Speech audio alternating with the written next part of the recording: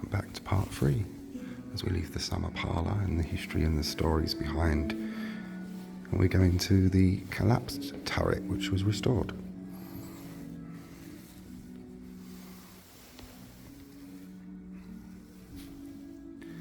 The complete turret we will see, and its staircase, which is an amazing thing.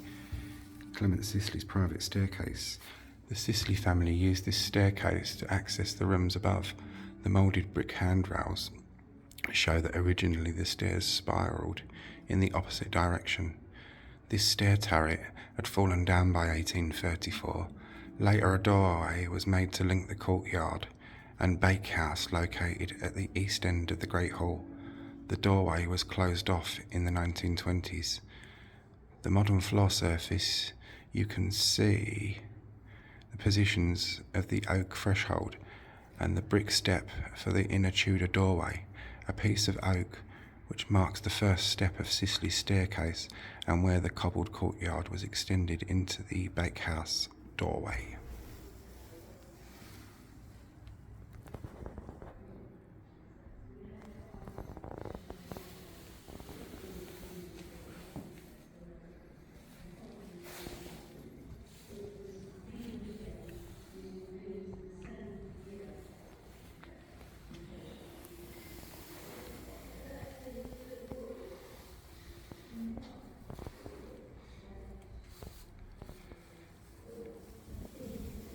And this replacement, or what we're going to walk up now, was paid for by the National Lottery Heritage Fund.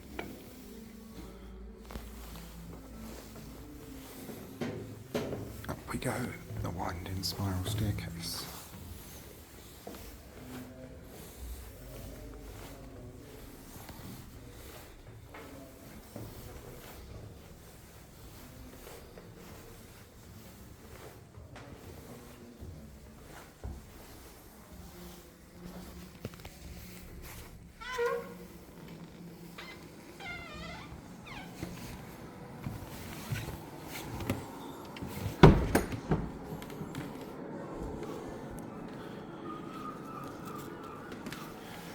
We're in the east chamber. A Spanish bed with yellow taffeta curtains. In Clement Sisley's day, this space was divided into bedrooms and dressing rooms. A document of 1603 lists the furniture in 2 of the rooms.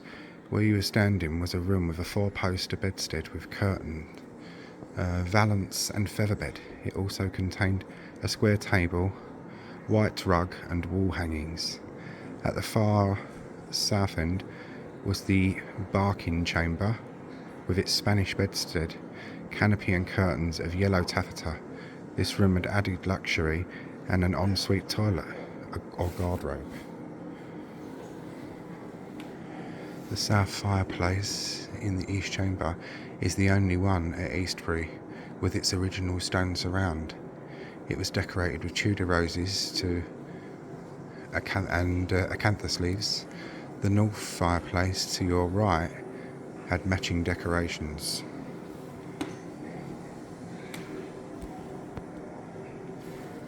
Can you believe it? A farmer stored hay and wood in Clement Sisley's bedroom. He knocked down the bedroom walls to make this a big space. Can you find any marks like these near the ceiling? They show where the bedroom walls used to be. By the early 19th century, the east chamber had been made into one long room and was being used for farm storage from at least 1841, when the rooms below were converted into stables. This space served as a hayloft. Yeah, look.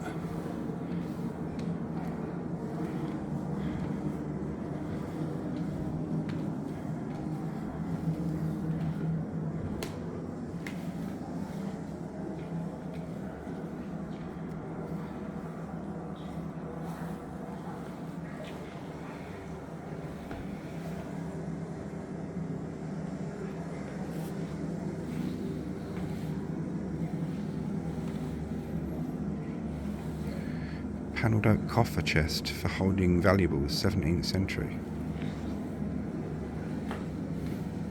Oh, these are good. They're kind of known as monks' benches. They're adjustable furniture, very early adjustable furniture. It looks like a table bench to us, but I wouldn't dare touch it. See that there, the back bit? That lifts up, lowers down, and goes into the groove there and turns it into a table. Trestle bench. Dark wood table mounted on heavy trestle. Date unknown. So adjustable and flat pack furniture. It's been quite a thing for quite some time. Charles I, 1625 to 49, oak chest, 17th century.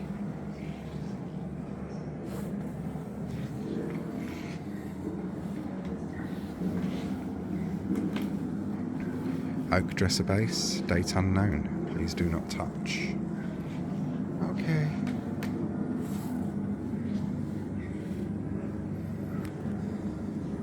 That's a 19th century hall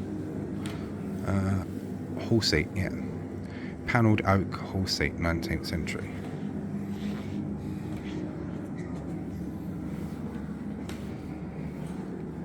Oak chair, early 18th century. Please do not touch.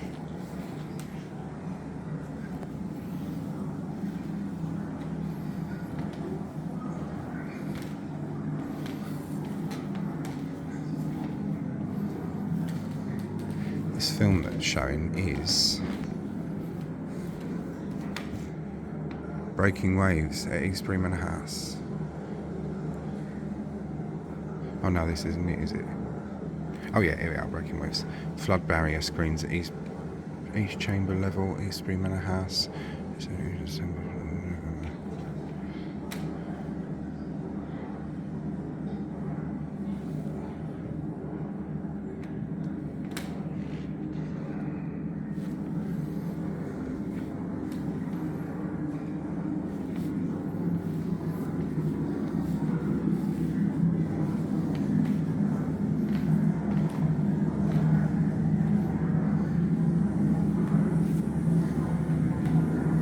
Really the only original fireplace left at Eastbury.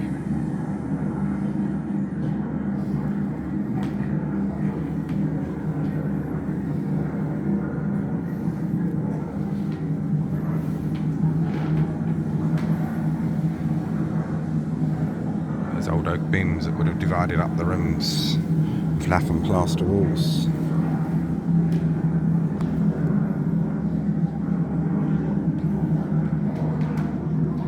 That projector, it messes your phone up, and if you walk near it and get the light shining in your eyes, whew, heaven help you. And you burned my retinas out, I can tell you. Now this room I'm going to take you into is an amazing room.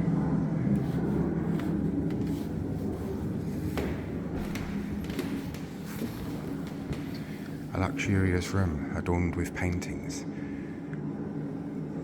When the Sisley family lived here, this space was actually 2 rooms, each with its own fireplace. These rooms were very high status. Sitting above the Great Hall and facing the north for healthy winds, the walls of the room closest to the private wing were richly decorated with wall paintings, as can be seen from in the model. The paintings represent views from inside a pillared Roman building. Such themes were popular with wealthy families in the 17th century.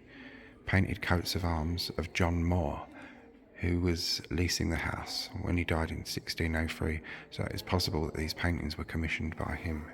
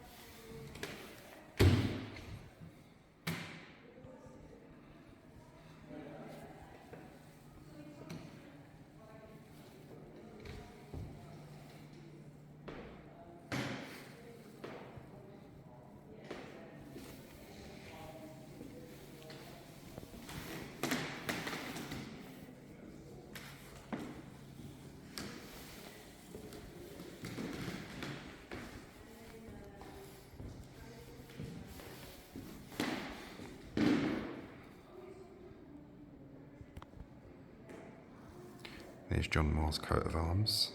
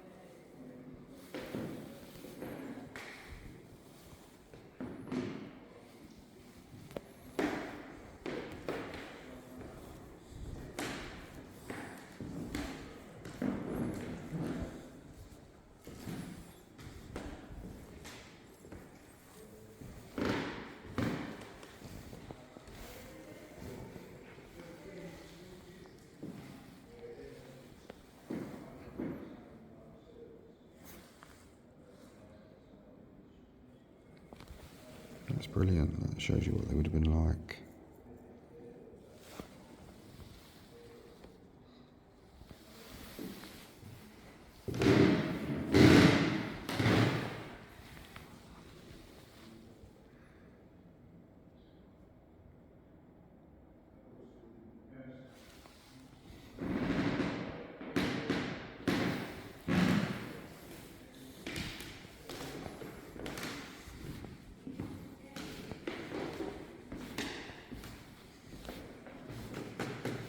Large oak coffer, chest for holding valuables, 17th century.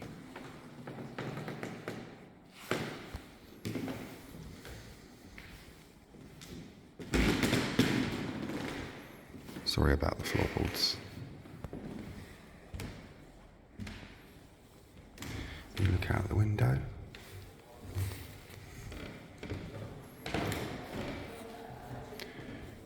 Straight down the path along Tudor Road and the Ripple Road, which is right in front of us, right ahead, just there.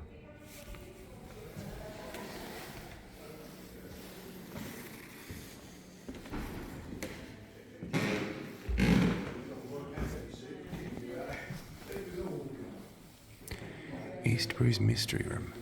Clement Sisley's will mentions an iron chest with 3 locks. Each of his executors held just one of the keys. That's an extract from Clement Sisley's will. Clement Sisley's secret hiding place. The model in the painted chamber behind you shows that this space was originally a proper room. However, the role of the small room to your right, now used as a toilet, is a bit of a puzzle. The way into the small room was through a door behind the modern toilet system.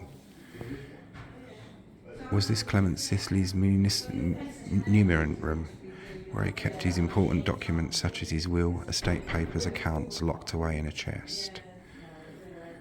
When you go outside, look up at the room, you will see a little bricked up window, giving light to another space below the floor. Was this the secret space to hide valuables?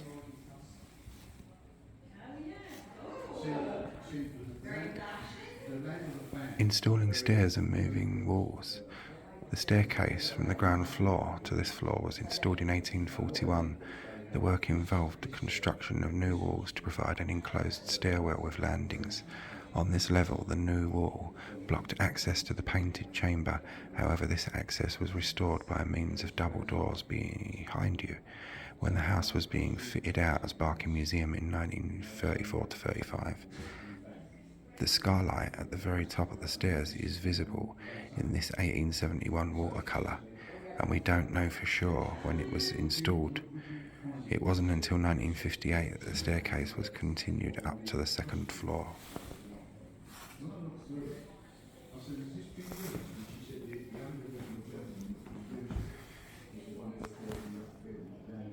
And I don't normally show toilets, but we will have a look at Clement Sisley's numerant room, which behind the modern toilet system would be there.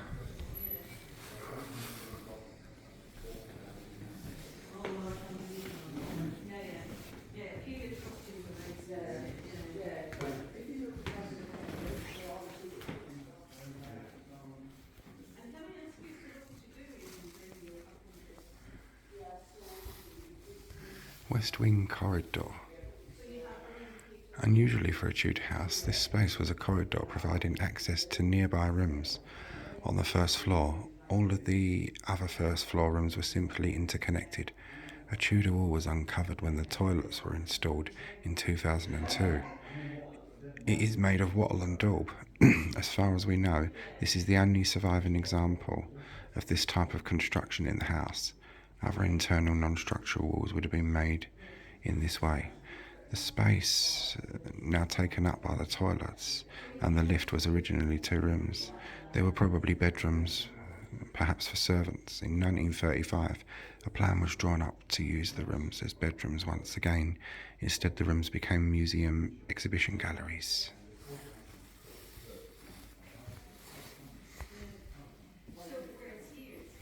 The first of which we'll go and have a look at now. The southwest chamber.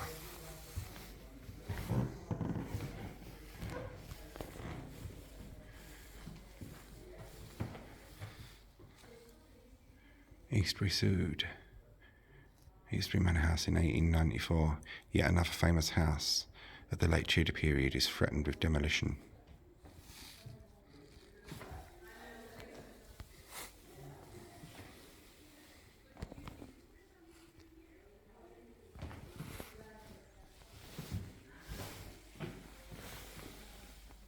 Charles I.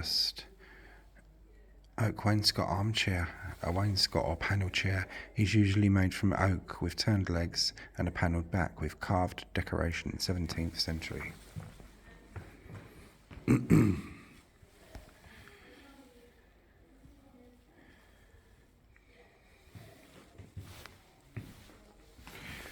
Large copper jug, date unknown. Oak joint stool. Joint stools were the most common and basic type of seating, 17th century.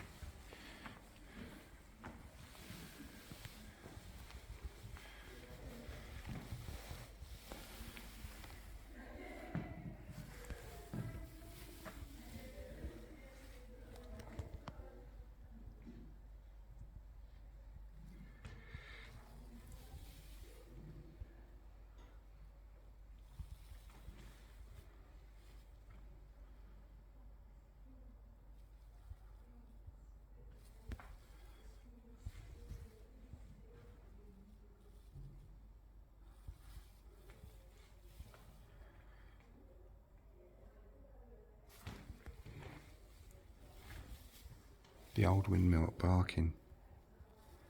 I've said before, haven't I, on several occasions with our Barking histories, that there was a windmill there.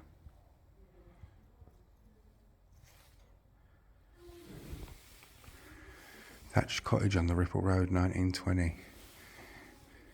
This was all lost when they built the council houses that surround the house that we're in now. Long galleries were reefed with cobwebs and half filled with lumber. Large apartments converted into lofts for hay, corn and harnesses, with the remnants of ancient frescoes here and there to be traced on the walls. D.W. Collier, author of The People's History of Essex, 1861.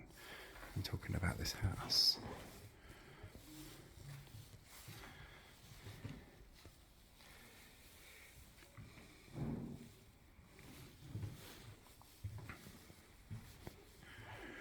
England and the Octopus by Claire Williams Ellis, 1928.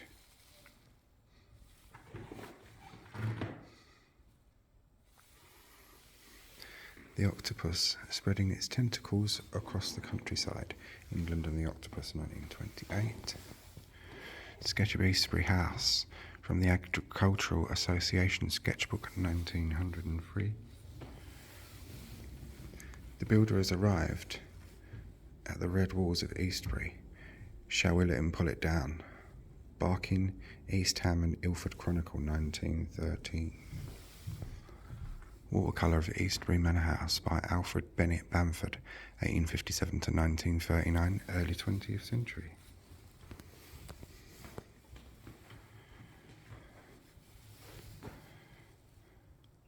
The Balloon Apron by Frank Dobson, 1918, Imperial War Museum.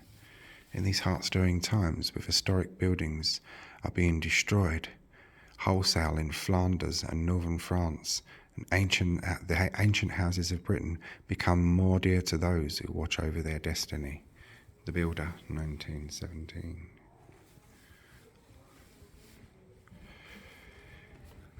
The Balloon Apron, London, 1918. Look, when they had the first air raids, they put these balloon aprons up. And a letter about Norman Wilkinson from the Spab Archive, 1918.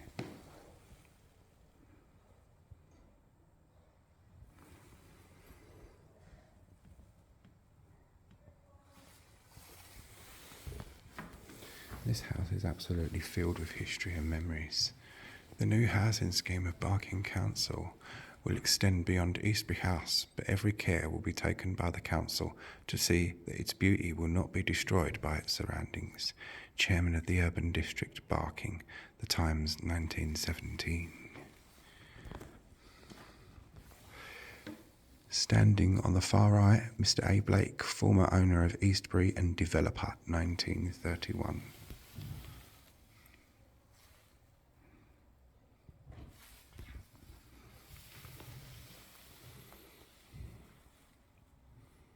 Plans and such like for Eastbury.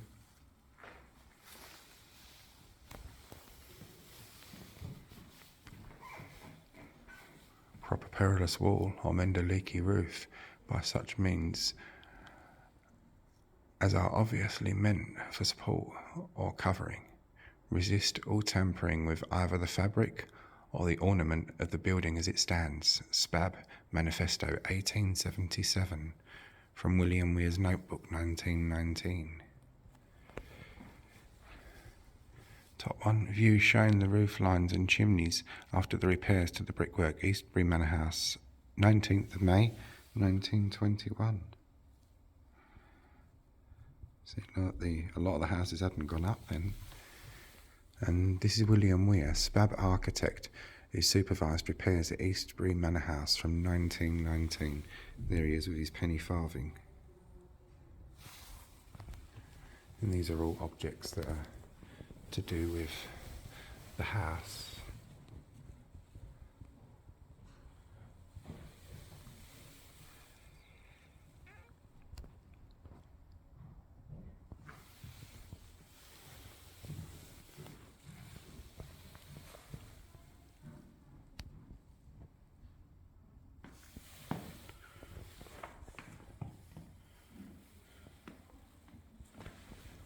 Eastbury Manor House, Book of Donations, in loving memory of Eastbury volunteer Doug Mute.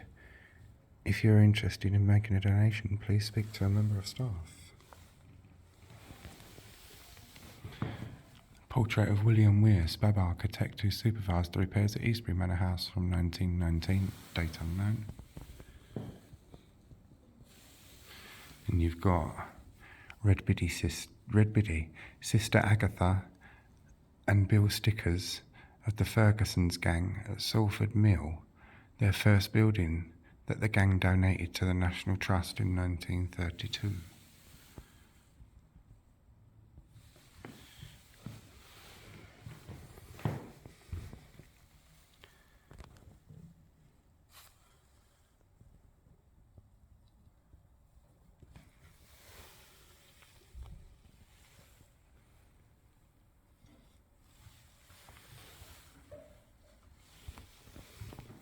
Barking Bar exhibition opening November the 14th, 1935, closing January the 9th, 1936, to be held at Eastbury House.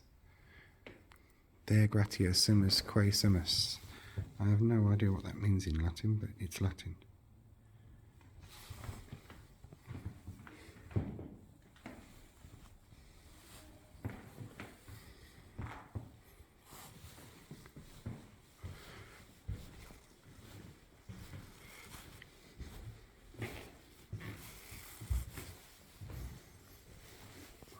Clerks and workmen who have been forced out of London by the reduction of cheap house accommodation.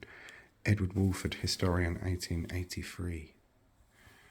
Print of a Man Fishing by Alfred Bennett Bamford, 1857 to 1939, early 20th century.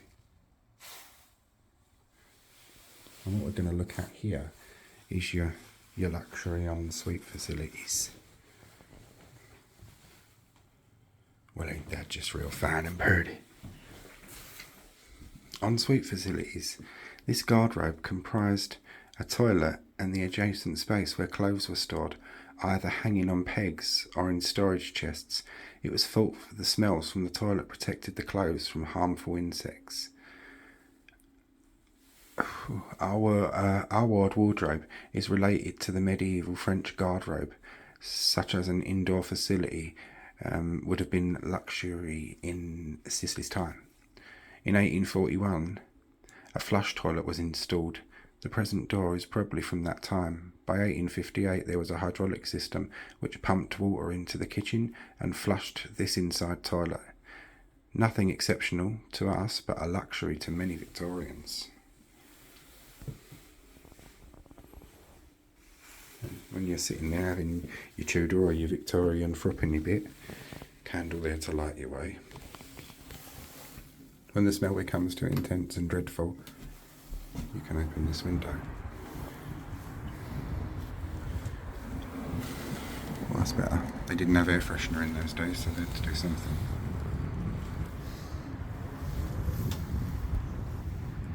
That's your view you would have got. Close that because it's windy and wet.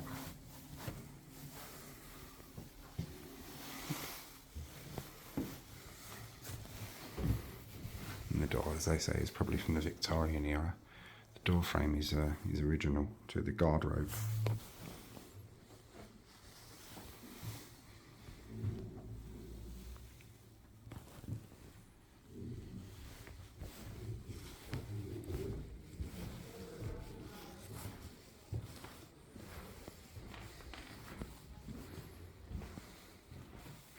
Is all we can do to keep pace with the destroyers. Walter Godfrey London Survey Committee, 1913.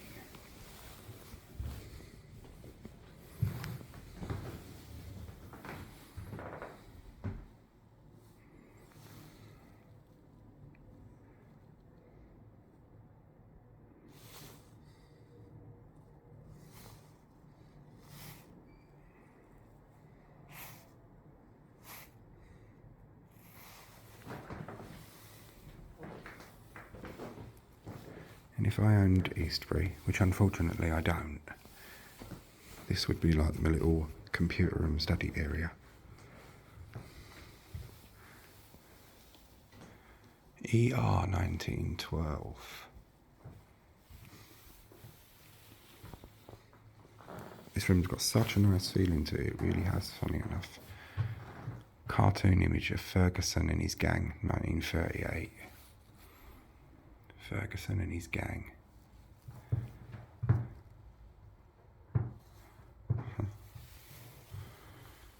Members of Ferguson's gang enjoying a picnic on a visit to Newtown Old Town Hall, Isle of Wight, date unknown.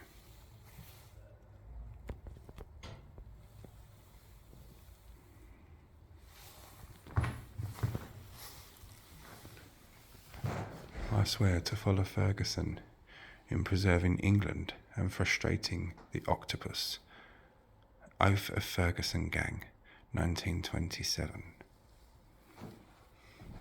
Portrait of William Morris by Sir Emery Walcott, 19th of January 1889. Norman Wilkinson in Oh Willow, Willow, Willow by Maxwell Ashby Armfield, 1902. Portrait of John McGregor, architect of Spab, member who supervised repairs at Eastbury Manor House, date unknown.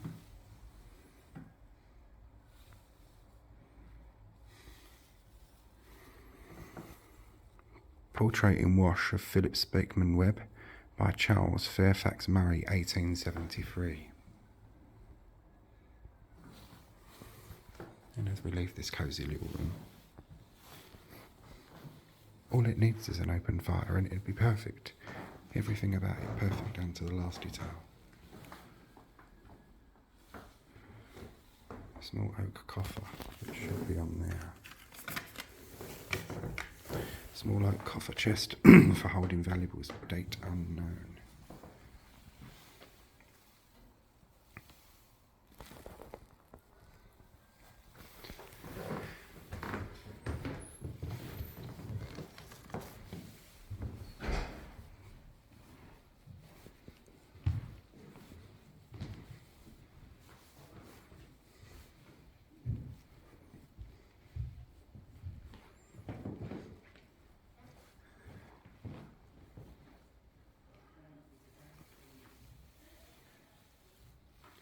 Join me for our next part, which I think is part 4, I lose track, but join me for the next one.